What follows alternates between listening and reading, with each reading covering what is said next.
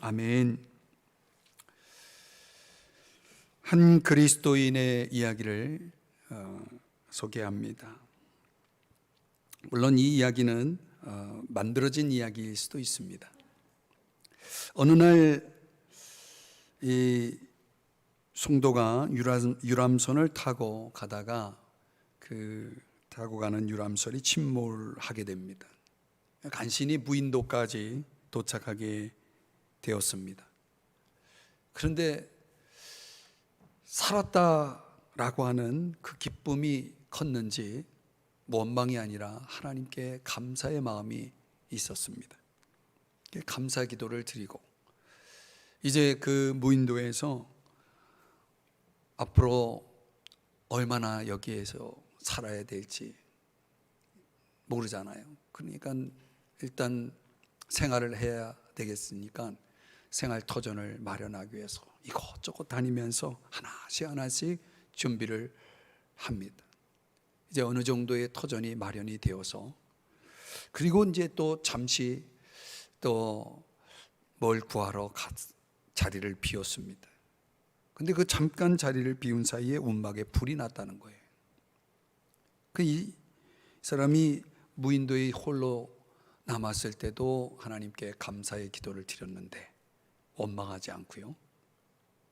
그런데 그 생활터전이 다 불에 탄 장면을 보면서 그가 하나님을 원망하기 시작합니다.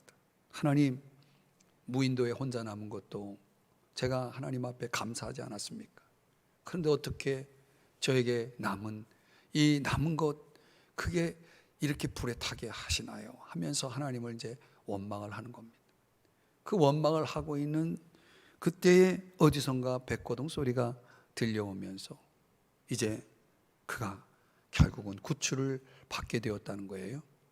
어떻게 자기가 무인도에 있는 걸 어떻게 알았냐고 하니까 선장이 의아하게 생각하면서 아니 당신이 불을 피워가지고 우리가 그걸 보고 당신이 여기 있다는 걸 알고 이제 찾아왔다. 그래서 당신을 구출한 거 아니냐.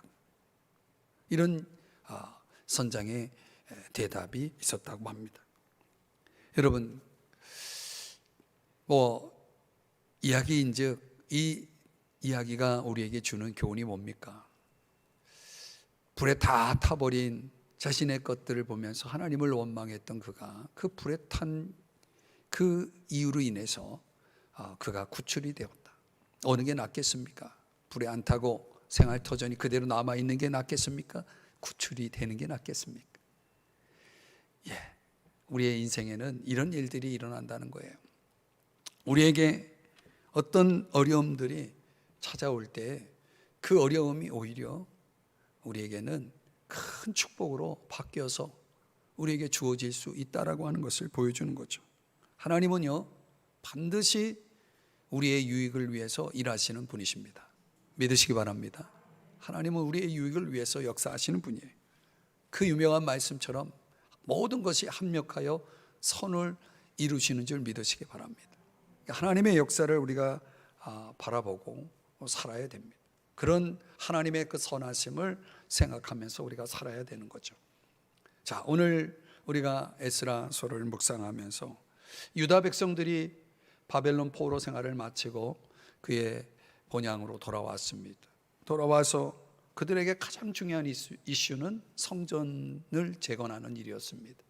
그런데 성전 재건을 이제 시작한 지 얼마 안 돼서 곧바로 그 일이 중단되는 상황이 벌어집니다.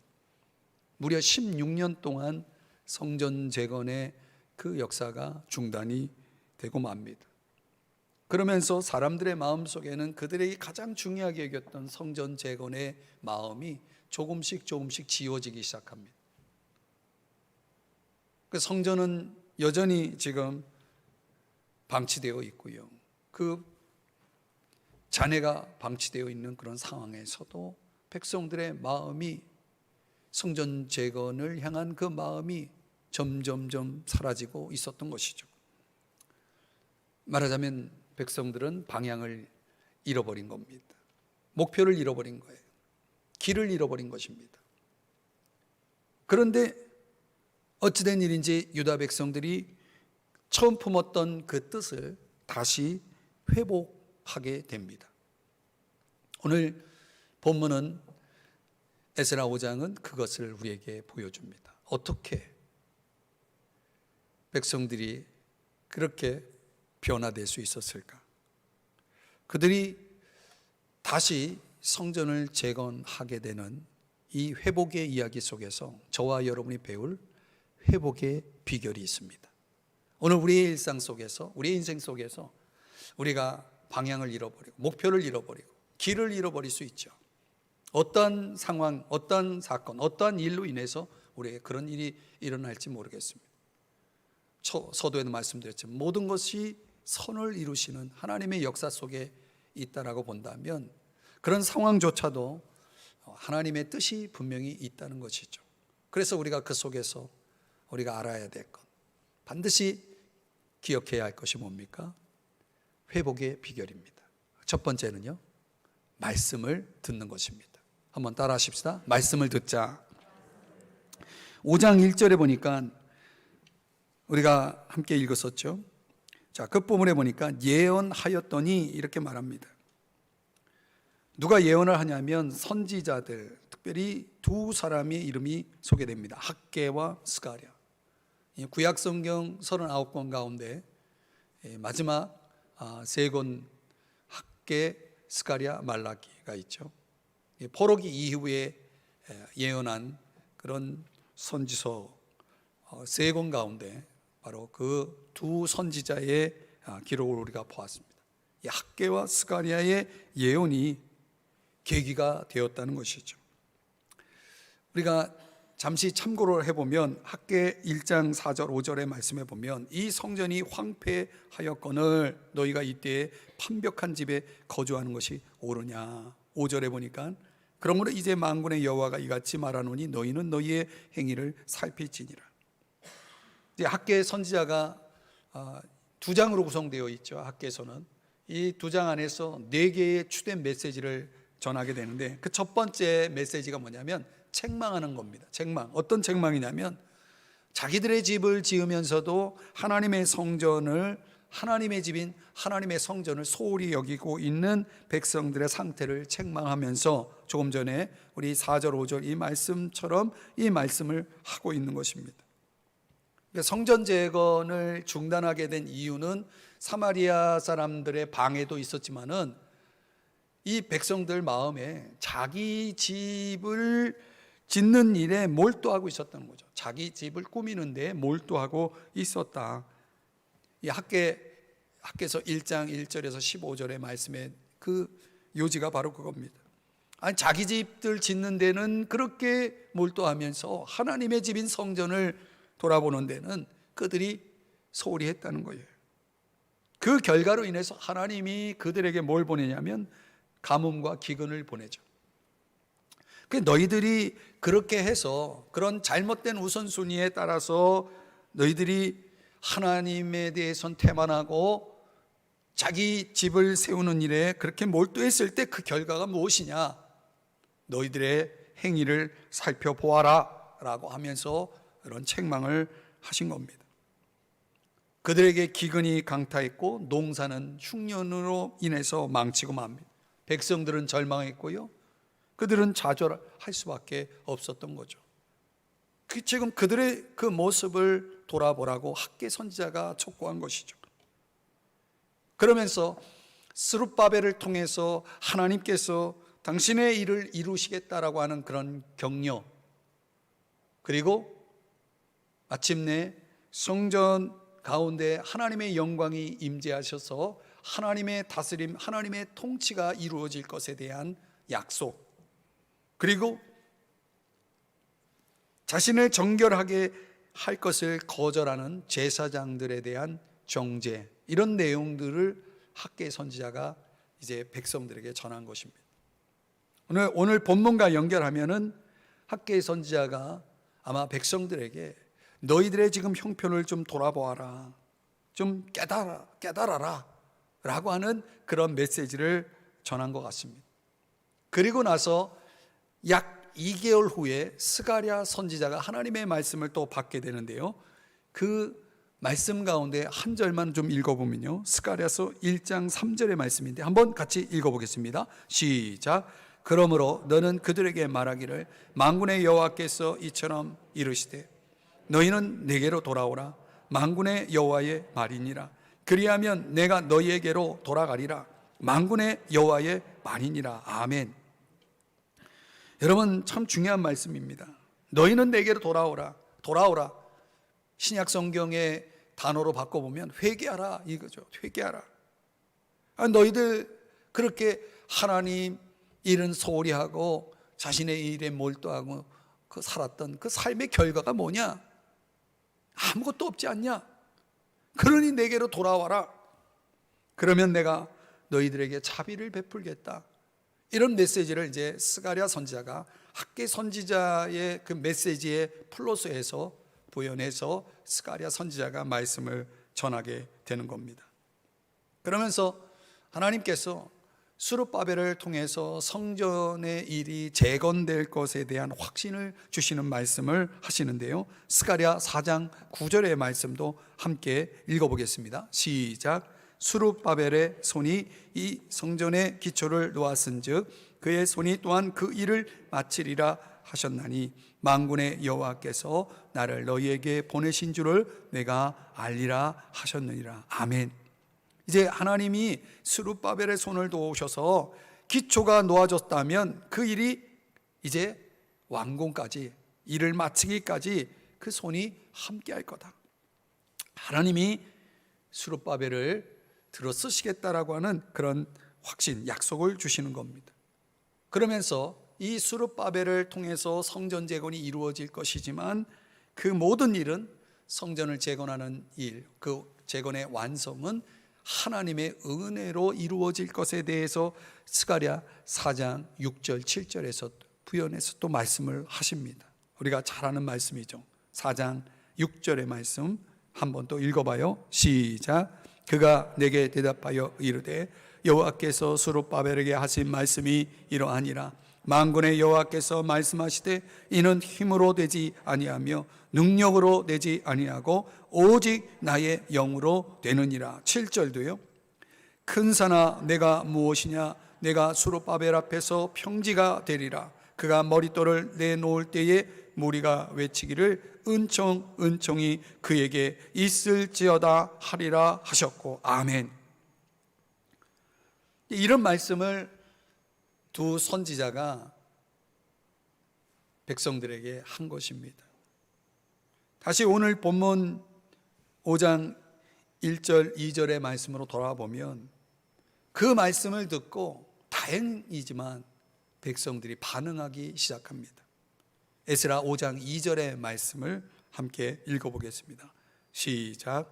이에 스알디엘의 아들 스룹바벨과 요사닥의 아들 예수아가 일어나 예루살렘에 있던 하나님의 성전을 다시 건축하기 시작하며 하나님의 선지자들이 함께 있어 그들을 돕더니. 아멘. 아멘. 이에 그랬어요. 이에.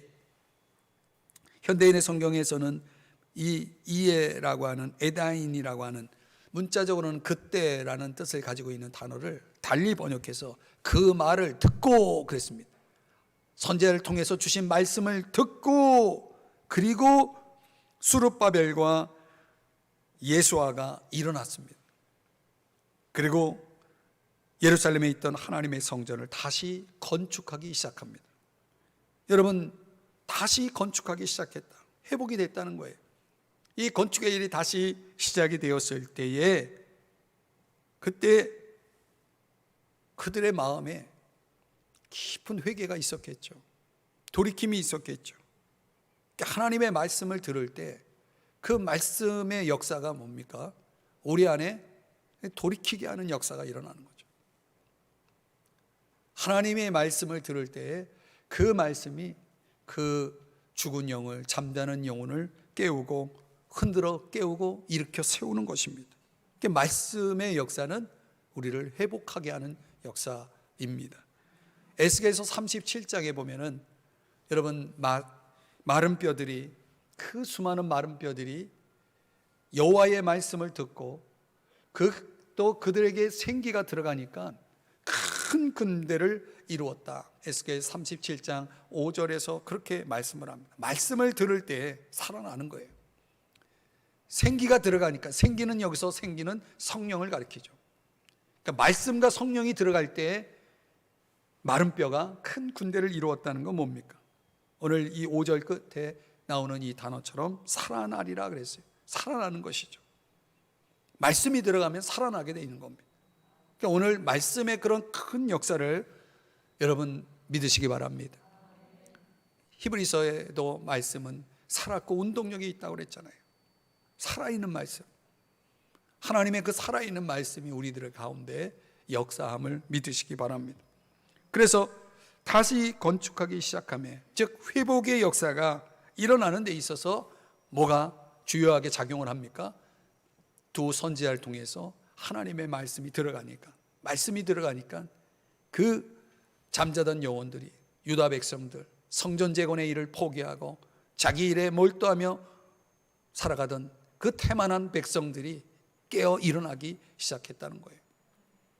저는 많은 영혼들이 잠자는 이때에 하나님의 말씀의 역사가, 말씀의 불이 그 교회마다 일어날 수 있기를 주의 이름으로 축복하고, 오늘 우리가 또 금요기도에 모였으니까 그걸 놓고 기도했으면 좋겠어요. 하나님 말씀이 들어가게 해주세요.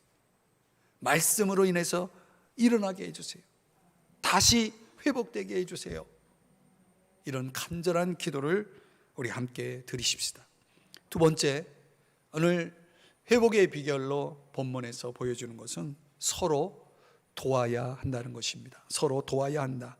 5장 2절의 말씀에 그 부분에 보면은 하나님의 선지자들이 함께 있어 그들을 돕더니 그랬어요. 공동 번역에 보니까 하나님께서 보내신 예언자들의 끊임없는 격려를 받으며 일을 진행하는데, 단순히 격려 차원에서 어떤 격려의 말을 듣는 차원만이 아니라 선지자들도 함께 그들이 성전 재건의 일에 동참했다는 것을 보여줍니다.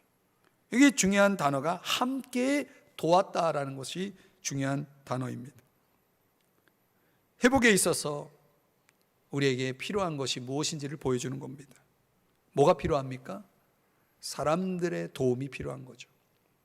하나님은 우리를 회복시킬 때 하나님의 말씀을 통해 우리를 회복시킬 뿐만 아니라 우리 주변에 누군가를 통해서, 사람들을 통해서 회복시킨다는 사실을 우리가 알아야 합니다. 여러분, 우리가 살아가는 인생 속에 나 혼자 내 힘으로 살아갈 수 있습니까? 불가능하죠. 하나님의 인간 창조의 그 원리를 창세기 2장에서 보여주는데요. 창세기 2장 20절에 보면은 아담이 돕는 배필이 없으므로, 이런 말씀이 나와요. 그리고 2장 21절에 보니까 돕는 배필이 없으니까 하나님이 어떻게 하셨어요? 여자를 만드셔서 그에게 이끌죠. 아담에게로 이끌어 줍니다. 그리고 24절에 보면 합하여 그 몸이 한 몸을 이룰지로다 하면서 이제 가정의 창조를 이루시죠. 이게 인간의 삶에 있어서 아주 중요한 대원리입니다. 인간은 어떤 존재이냐면 홀로 살아갈 수 없는, 홀로 존재할 수 없는 그런 존재다. 반드시 뭐가 있어야 살아갈 수 있냐면 돕는 자가 있어야 살아갈 수 있는 존재다. 하나님은 우리에게 있어서 가정이라는 형태를 통해서 도울 뿐만 아니라 우리에게 하나님이 주신 선물이 또 있죠. 그게 뭡니까? 공동체죠. 오늘날 신약으로 말하면 교회죠. 서로 도우며 살라는 거예요. 그게 하나님의 창조의 원리입니다. 여러분, 저도 이제 개인적으로 그런 걸 이제 많이 경험하지만, 이제 우리 교회가 이제 이렇게 건축을 하고 여기에 이제 입당한 지 벌써 꽤 됐습니다. 2012년 겨울에 아직 전체 공사가 마무리되지 않은 상황에서 들어와서 이제 예배를 드리기 시작했는데 하나님이 이제 그때 우리 교인들하고 나누었던 기도 제목이기도 하고 아마 교인들은 다 그거를 잊어버렸을 거예요. 그때 그 초기에 함께했던 성도님들과 공유했던 기도 제목이 있습니다. 그 기도 제목을 제가 요즘 계속 지금까지 저는 그 기도를 계속 하고 있거든요. 그런데 참 감사하게도요, 하나님이 그 기도를 정말 너무너무 정확하게 들어주시는 거예요. 그래서 제가 새벽마다 그 기도문을 펴놓고 기도하면서 참 신기하다, 하나님 어쩌면 이 기도대로 이렇게 응답을 하셨지 하는 기도 제목이 있어요. 근데 그 기도 가운데, 기도 제목 가운데 하나가 돕는 자를 보내주세요 하는 기도였습니다. 도울 자를 보내주시라 하는 기도였어요. 초기부터 지금까지 그 때마다, 그 해마다 하나님이 필요한 사람들을 보내주시는데요, 그걸 제가 성경을 읽다가 깜짝 놀란 그 말씀이 한 구절이 있습니다. 그 역대상 12장 22절인데요 그 기도와 연결된 구절이 바로 이 말씀이었어요. 한번 같이 읽어볼까요? 시작.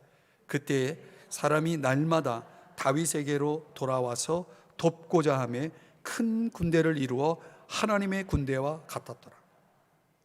여러 사람들이 저에게 하나님이 이런 걸 보여주셨어요, 하나님이 이런 말씀을 주셨어요, 하나님이 우리 교회를 향해서 이런 계획이 있는 것 같아요, 여러 사람이 이 말씀해 주신 내용들이 있었어요. 또 저는 저 개인적으로 하나님이 이 역대상 12장 22절의 말씀을 통해서 확신을 주셨어요. 하나님 우리 교회를 이렇게 이루시겠다.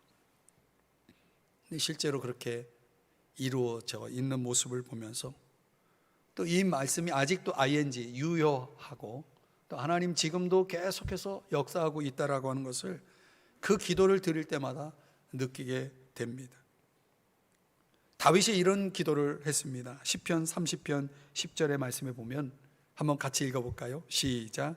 여호와여 들으시고 내게 은혜를 베푸소서, 여호와여 나를 돕는 자가 되소서 하였나이다.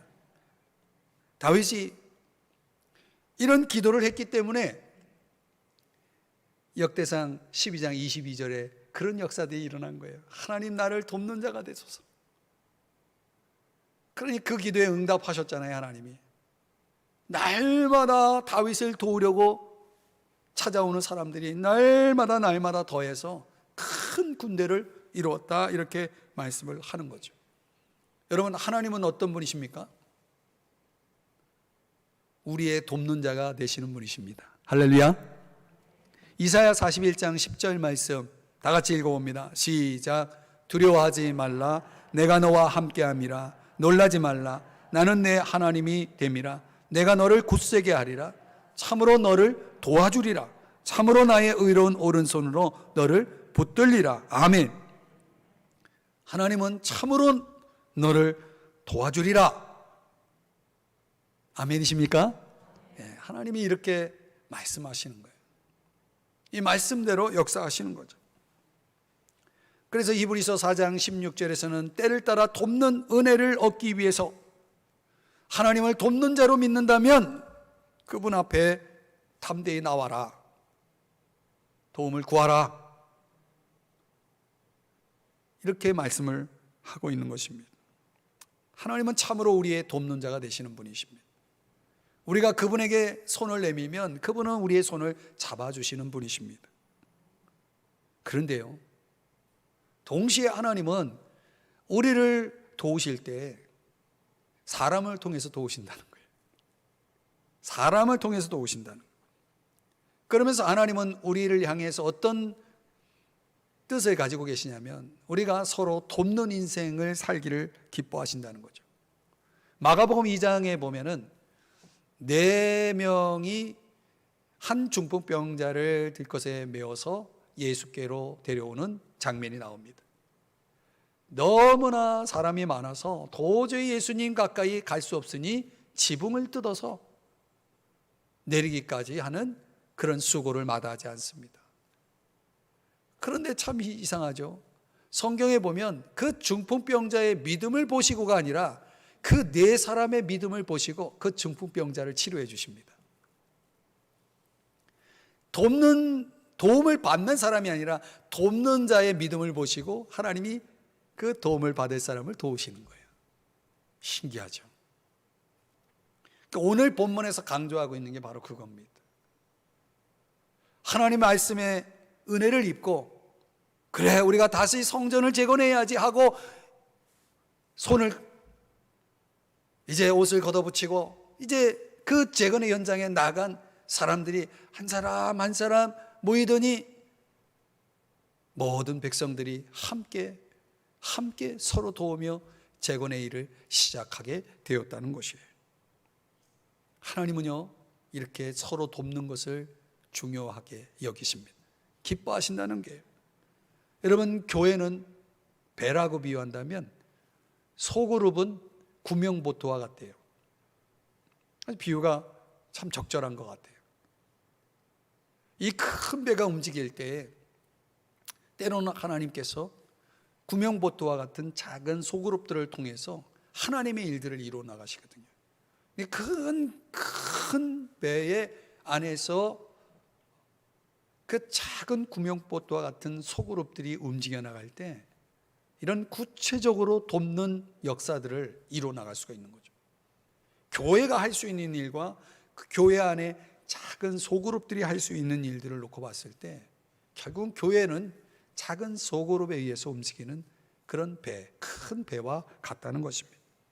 그래서 신약 성경에 무려 50회 이상이나 서로를 위해 살라라고 하는 명령, 그런 표현이 그렇게 많이 나온다는 것을 알 수가 있습니다.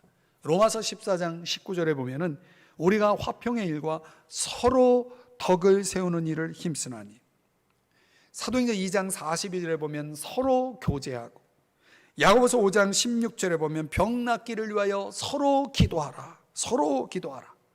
요한일서 1장 7절에 보면 우리가 빛 가운데 행하면 우리가 서로 사귐이 있고, 갈라디아서 6장 2절에도 짐을 서로 지라. 그리하여 그리스도의 법을 성취하라. 골로새 3장 13절에도 서로 용납하여 피차 용서하라. 이 서로라는 단어가 얼마나 많이 나오는지, 특별히 바울 서신에는요,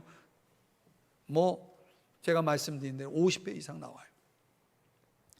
이렇게 서로 나누고 격려하고 인정하고 용서하고 존중하고 돕고 하는 그런 일들이 하나님이 그렇게 기뻐하시는 일이라는 거예요. 고린도전서 10장 24절의 말씀해 보니까 누구든지 자기의 유익을 구하지 말고 남의 유익을 구하라. 이게 이제 한 영어 성경 번역본에 보니까 자신의 이익만을 생각하지 말라. 다른 믿는 자들과 그들을 위한 최선이 무엇인지 생각하라. 이렇게 번역이 되어 있습니다. 여러분, 우리가 도움이 필요한 사람들을 우리 주변에서 볼 때에, 만날 때 우리에게 필요한 건 민감성이죠. 순발력이죠. 내일로 미루지 말라는 거예요. 잠언의 3장 26절의 말씀에 보면 다시 오라, 내일 주겠노라 하지 말라는 거예요. 도움이라는 것은 내일이 아니라 오늘 있어야 된다는 거예요. 오늘이라는 시간에 필요한 것이 바로 도움인 것이죠. 요한 웨슬레가 한 말이 있는데요, 내가 할 수 있는 모든 선한 일을 하자. 모든 순간, 수단, 모든 방법, 그것을 동원해서 어떤 장소에서든지 어느 시간이든지 상대가 누구든지 내가 할 수 있는 한 오랫동안 하자. 이런 말을 존 웨슬리가 했다는 겁니다. 우리가 모든 수단과 방법을 동원해서 내가 할 수 있는 한 상대가 누구든지 오랫동안 할 수 있는 그런 도움, 그런 필요를 돕는 그런 삶을 살아갈 때에 하나님이 정말 기뻐하신다. 그러니까 어떻게 기뻐하시는가 봤더니 에스라 5장 5절의 말씀을 한번 보시겠습니다. 여기 이 단어가 아주 중요한 단어입니다. 하나님이 유다 장로들을 돌보셨으므로 그랬죠. 그런데 흥미롭게도 이 돌보셨다라고 하는 단어가 아인이라는 히브리어인데 무슨 뜻이냐면 눈이라는 뜻이에요. 눈. 그러니까 하나님의 눈이 유다 장로들을 돌보셨다. 하나님의 눈이 그 유다 장로들, 돕는 유다 장로들에게 초점을 맞추고 있었다. 다시 말하면 하나님은 돕는 자를 도우신다는 거예요. 돕는 자를 도우신다는 거예요. 제가 이 말씀을 준비하면서 하나님은 정말 이런 역사를 이루시는구나. 하나님은 돕고자 하는 사람을 도우시는구나. 누가 딱 떠올랐냐면 리브가가 떠올랐어요. 리브가, 이삭의 아내가 된 리브가. 아브라함이 자기 아들 이삭의 아내 며느리감을 구하라고 종을 보내지 않습니까? 그 종이 이제 그 아브라함의 고향 땅에 가서 어떤 기도를 하냐면, 하나님, 이러이러한 사람이면 하나님이 우리 주인의 아들의 며느리로, 아내로, 주인의 며느리감으로 하나님이 정하신 줄 알겠습니다. 이렇게 하면서 하는데, 리브가가 어떻게 합니까? 물을 좀 다오. 그랬더니 물을 주는 정도가 아니라, 그 짐승들에게도 다 주고 막 넘치게 그렇게 돕잖아요. 그러면서 바로 이 여자구나 딱 직감하고, 그리고 물어보니까 딱 아브라함이 원하는, 내 주인이 원하는 이 며느리감으로 이 여자가 맞구나라는 걸 확신하게 되죠. 사랑하는 여러분, 우리가 오늘 이 회복의 비결을 지금 묵상하고 있는데요, 하나님께서 회복하게 하기 위해서 우리에게 주시는 교훈이 바로 이것입니다. 돕는 자가 되라는 것이죠. 내가 도울 때 내가 누군가를 회복시킬 수가 있습니다. 동시에 하나님이 나를 회복시켜 주십니다. 하나님이 나를 도우신다는 거예요. 내가 누구를 도울 때 하나님은, 그분의 눈은 나를 주목하고 나를 도우신다는 사실을 오늘 성경이 분명히 말씀해 주고 있는 겁니다. 그러므로 여러분이 할 수만 있다면 이런 이웃사랑의 실천, 돕는 자의 인생을 통해서 주님의 돌봄을 받는 그런 큰 은혜를 경험하는 여러분 되시기를 주의 이름 축복합니다. 그러니까 우리가 서로 회복해야 하는 그런 삶을, 그런 사역을 이루어 나가자는 것입니다. 마지막 세 번째는요, 주의 섭리에 맡기라는 것입니다. 자, 에스라 5장 3절의 말씀을 보시면요, 여기 다뜨네라고 하는 사람, 총독 다뜨네, 이 왕이 파견한 지방 감찰관을 얘기하는데요, 이 다뜨네와 스달보스네와 그들의 동관들이 성전 재건의 일을 다시 시작한 그 유다 백성들을 보면서 이런 질문을 던지는 겁니다. 누가 너에게 명령했냐? 이 성전을 건축하라고 누가 명령했냐? 이 성곽을 마치게 명령한 사람이 누구냐라고 하는 질문을 던지게 됩니다. 그러니까 유다 이 지도자들을 신문하는 일이 발생한 것입니다. 현장 조사를 끝내고 나서 지금 이 다뜨네와 그 일행이 이런 지금 조사 결과에 따라서 신문을 하고 있는 것입니다. 그리고 다리오 왕에게 그 건축에 대한 관련된 이 사안의 결정을 의뢰하게 됩니다. 그러니까 이 질문의 내용을 들여다보면 성전 건축의 정당성, 합법성을 지금 묻고 있는 것입니다. 그 왕의 답장을 기다리고 있는 동안 다행스러운 것은 성전 재건의 역사를 중단시키지는 않았습니다. 근데 이런 상황을 보면서 이거 뭔가 상황이 꼬이는구나, 뭔가 잘못된 쪽으로 가는구나, 이러다가 성전 재건이 또 다시 중단되는 사태가 벌어질 수 있겠구나라는 생각을 하게 되는데요, 결과적으로 보면 이 지금 다뜨네와 그 감찰관들의 이 조사와 신문 이 내용이 결과적으로는 좋은 쪽으로 바뀌게 됩니다.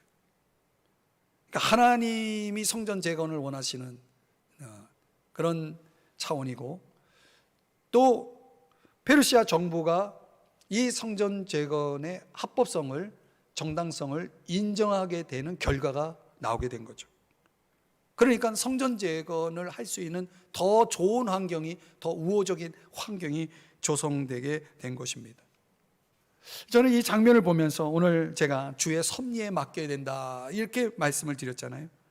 하나님이 이 유다 백성들의 회복을 위해서 이런 다뜨네와 같은, 어떻게 보면 열심히 성전 재건에 힘써야 될 상황에서 이거 누가 시킨 일이냐 하면서 뭔가 태클을 거는, 방해를 하는 듯한 그런 지금 환경이 조성이 되는 이 장면이거든요.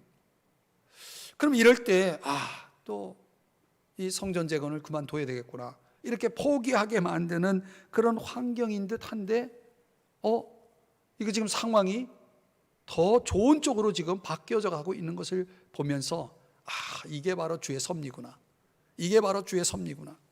여러분, 때로는요 우리에게 불리하게 돌아갈 것 같은 어떤 상황이 전개될지라도 그게 오히려 우리에게 더 나은 환경으로 바뀌어질 수 있다는 거 아십니까? 제가 하나님 앞에 이 말씀을 묵상하면서 하나님이 저에게 깨닫게 해주시는 기도 제목이 있거든요. 바로 하나님이 저에게 그런 마음의 응답을 주시는 것 같아요. 그 상황을 여기에다 적용해 봐야 되겠구나. 5장 7절부터 17절까지의 내용은 그 다뜨네가 왕에게, 다리오 왕에게 올린 편지의 내용을 소개하고 있는 겁니다. 그런데요, 그 편지의 내용을 들여다보니 5장 11절에 보니까 유다 지도자들이 답변하기를 우리는 천지의 하나님의 종입니다, 이런 답변을 합니다. 12절에 가보면 하늘에 계신 하나님을 노엽게 하였으므로 하나님이 느부갓네살의 손에 넘기심에 바벨론으로 우리가 옮겨졌고, 13절에 보니까 고레스 왕이 조서를 내려서 하나님이 이 성전을 다시 건축하게 했다. 그리고 5장 16절에 가보면 지금까지 건축하여 오나 아직도 마치지 못하였다 하여사오니, 그리고 이제 17절에 다뜨네가 이제 왕의 의견을 묻는 내용이 나옵니다.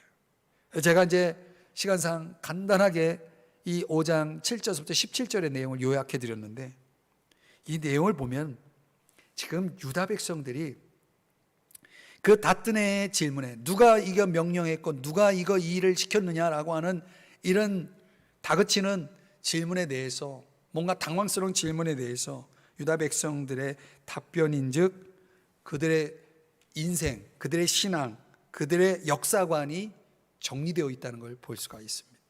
말하자면은 모든 건 지금 하나님이 하고 계십니다, 이 말입니다. 말하자면 하나님이 하고 계십니다. 저 느부갓네살 왕이 우리를 포로로 잡아간 것도 하나님이 하게 하신 겁니다. 다시 고레스 왕이 조서를 내서 성전을 건축하게 한 것도 이것도 하나님이 하게 하신 겁니다. 지금 우리가 다시 성전을 재건하고 있는 이 일도 지금 하나님이 시켜서 하는 겁니다. 우리는 하나님의 종입니다. 지금 이렇게 고백을, 답변을, 그 신문조사에서 그런 답변을 했다는 거예요. 사랑하는 여러분, 그래서 우리가 앞으로 살펴보겠지만은 에스라 7장 6절에 보면 하나님 여호와의 도우심을 입음으로, 이 표현이요 이 에스라 7장에만 3번 나와요. 7장 9절에도 보면은 하나님의 선한 손의 도우심을 입어, 7장 28절에도 여호와의 손이 내 위에 있으므로 내가 힘을 얻어, 8장에도 3번이 나와요. 에스라 7장과 8장에서 계속 하나님의 손길에 대한 고백을 하는 것을 봅니다. 모든 것이 그분의 선한 손길을 통해서 이루어지고 있다. 오늘 제가 소제목으로 붙인 제목으로 말하면 주의 섭리입니다, 이렇게 말하고 있는 것이죠. 사랑하는 여러분, 만약 우리가 우리의 인생을 그렇게 해석할 수 있다면, 우리가 실패했을 때, 우리가 넘어졌을 때, 우리가 고난 앞에 섰을 때, 어떤 실망스러운 일을 만났을 때 체념하고 뒤로 물러서고 주저앉아야 할 이유가 없다는 겁니다. 왜요? 그분의 손길 속에 있기 때문에.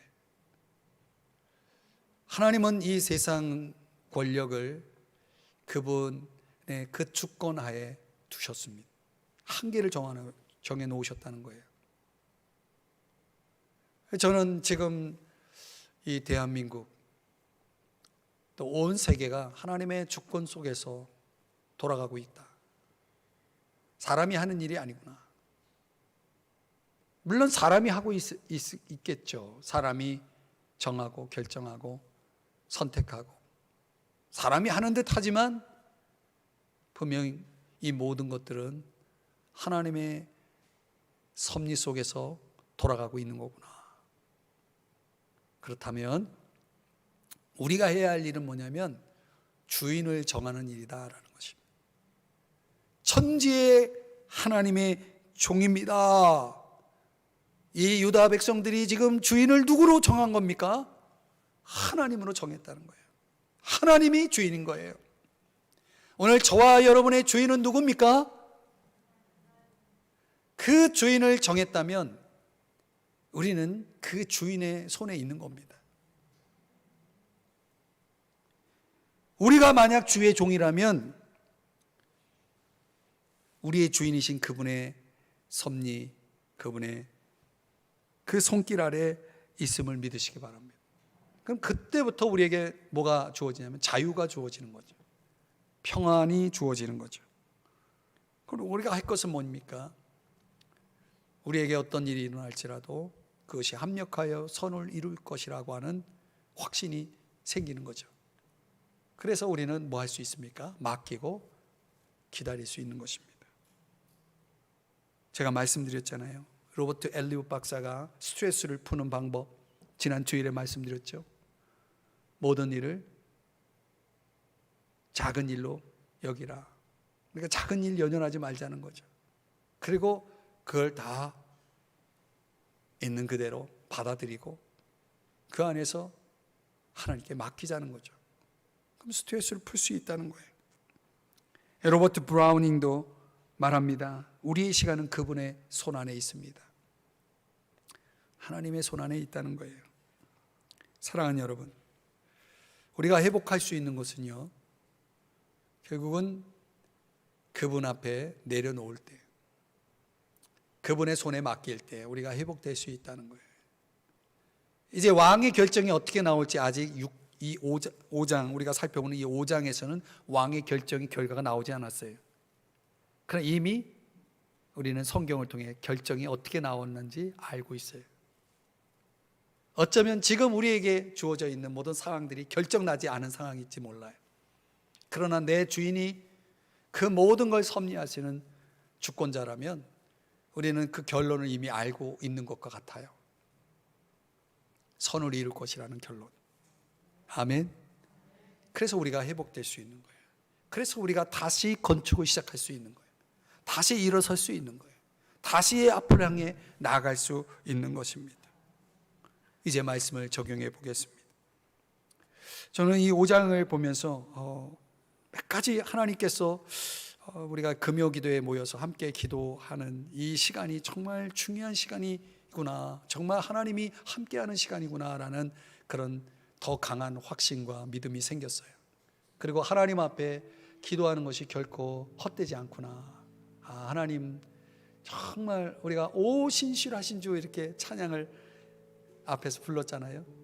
정말 그분이 얼마나 신실하신지, 그 나의 작은 신음소리를 외면하지 않고 다 들으시고, 그 조목조목 기도해왔던 그 수년의 기도를 하나님 결코 외면하지 않고 다 들어주셨다는 거예요.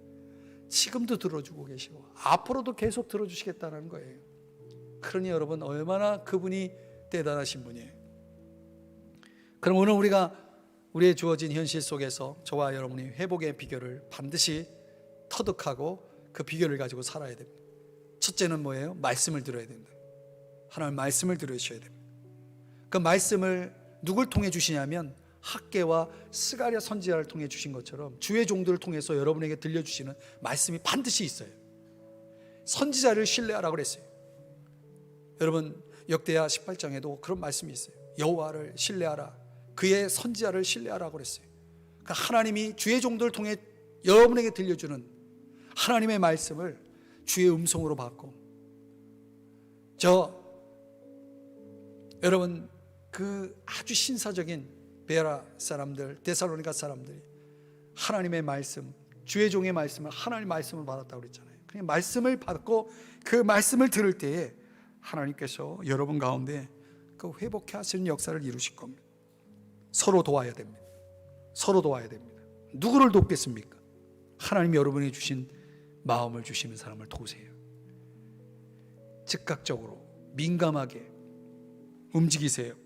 도우세요. 주의 섭리에 맡기세요. 여러분 내가 쥐고 있어봤자 아무 의미가 없어요. 내 힘으로 되지 않아요. 내려놓으면 자유함이 있어요. 평안이 있어요. 주님이 이루실 것을 기대하시고 신뢰하시고 짐을 내려놓으세요. 이게 맡기는 거예요. 이게 주의 섭리를 믿는 거예요. 오늘 그리하면 저와 여러분을 주님이 회복시켜 주실 것입니다. 우리 교회가 회복될 겁니다. 이 나라가 회복될 겁니다. 할렐루야.